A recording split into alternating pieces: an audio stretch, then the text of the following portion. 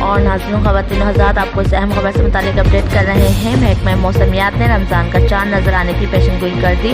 رمضان المبارک کا چاند 22 مارچ کو نظر آنے کا قوی امکان ہے۔ مزید تفصیلات اپنے ناظرین کے ساتھ شیئر کریں گے۔ ویڈیو میں آگے بڑھنے سے پہلے دیکھنے اور سننے والوں سے گزارش ہے کہ چینل کو سبسکرائب کرنا مت بھولیں اور ویڈیو کو لائک اور شیئر بھی کریں۔ محکمہ موسمیات کی جانب سے رمضان کے چاند کی پیشن گوئی کر دی ہے۔ رمضان کا چاند کی جو پیدائش ہے وہ 21 مارچ کو شب 10:23 پر ہوگی، جبکہ چاند دیکھنے کے دوران ماحولیات جو ہے وہ بالکل صاف اور کہیں ابر آلود رہے گا۔ محکمہ موسمیات کا کہنا ہے کہ سورج غروب 6:44 پر ہونے کا امکان ہے، جبکہ اگر چاند کی عمر کے حوالے سے بات کریں تو چاند جو ہے وہ 22 گھنٹے کا ہوگا۔